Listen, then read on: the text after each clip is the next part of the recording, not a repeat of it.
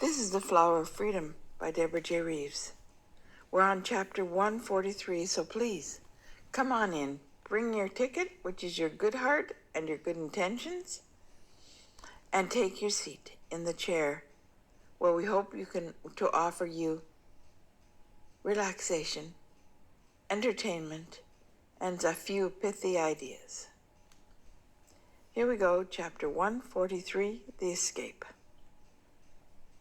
The doorman was standing next to the dark Corvette Stingray, just beyond the lobby entrance doors.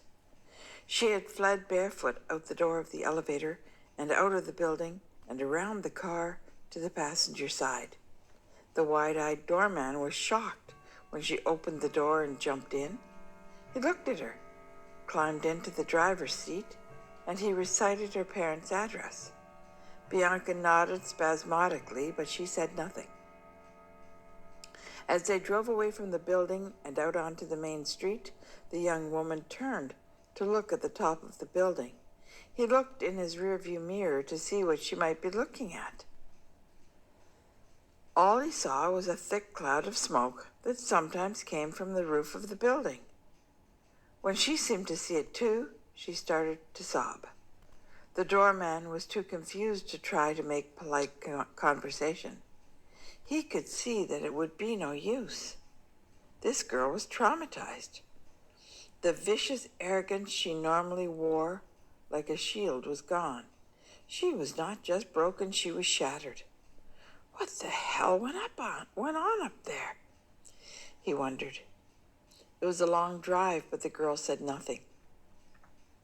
When they got close to her parents' place, she started breathing oddly, even hyperventilating. But the doorman had no idea what to do. When he pulled the Corvette into the driveway of the diplomatic residence, she hardly waited for the car to stop before she was out and sprinting to the front doors, leaving her red stilettos on the floorboard.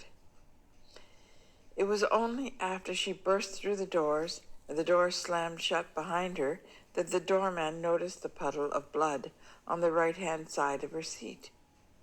By the time he placed her shoes on the front doorstep, the doors had slammed shut with such a force that it indicated that they would never be opened again. What the hell happened up there? He wondered again as he turned the Corvette for the return trip. The Lagardes were almost ready to go upstairs to bed when they heard the front door crash open and slam shut. The last guests had departed half an hour before. It had been a great night, but it was never quite as satisfying for Jacques when Hans did not attend.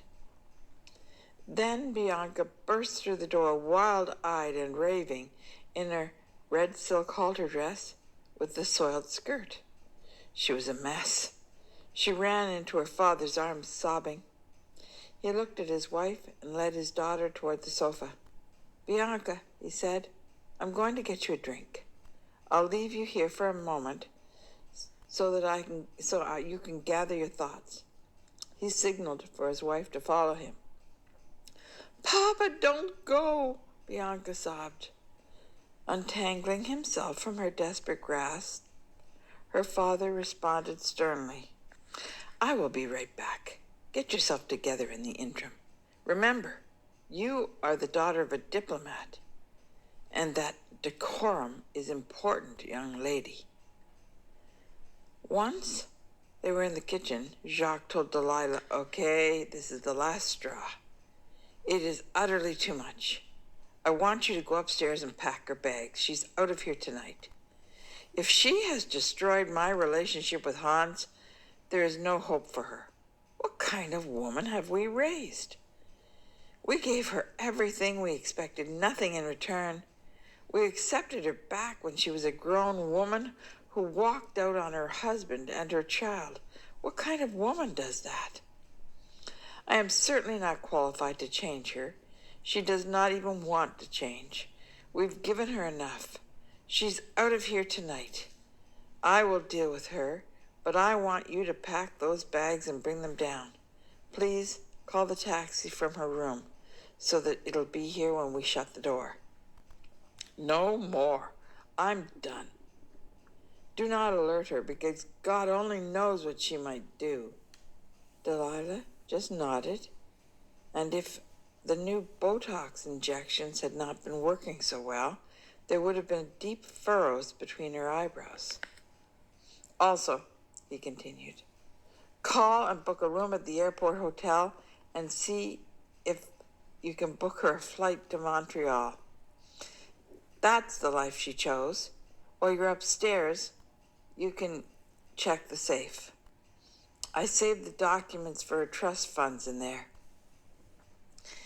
I'll give her all the papers. As you know, both her parents, yours and mine, left her trust funds, which she can access when she turns 25.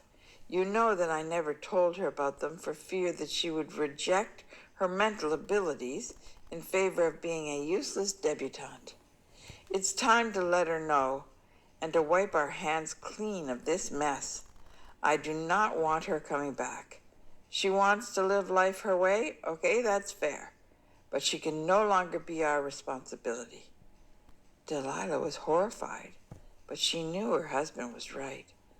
How much further could they indulge Bianca? She went upstairs. Jacques turned to fill a water glass.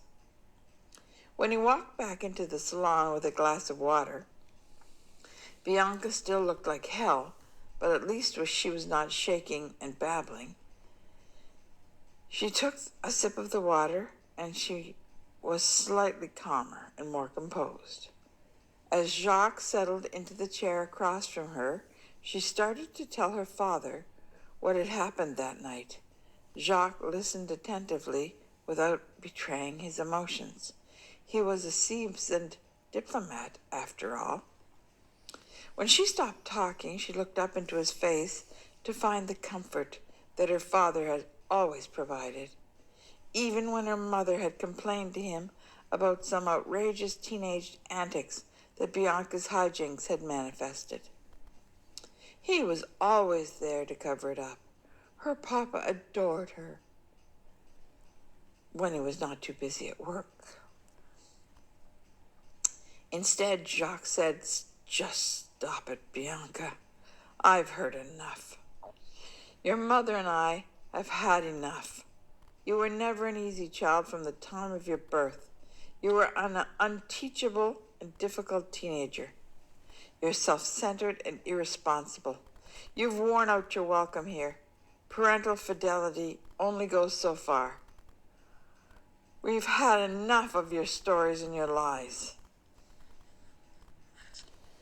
Now, you expect me to believe that Hans, one more man who was perfect for you, is not only a murderer, but he murdered someone right in front of you, incinerated her body in his penthouse, and yet he let you go. Are you listening to yourself? Who could believe that, Bianca? This is bordering on outright mental illness, and neither your mother nor I are equipped to deal with insanity. Heaven knows that I made your mother endure so much of your insane behavior until now, but that is at an end. I defended and I excused your behavior, but that's over. Delilah and I are entitled to a life of our own. We should not be condemned to having to clean up your messes forever. Grow up." That's the end of chapter 143. Chapters 141 and 142 outlined and detailed the psychopath's actions at his worst. I will leave that for another reading of the book.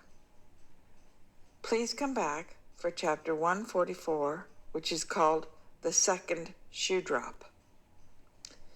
We look forward to seeing you.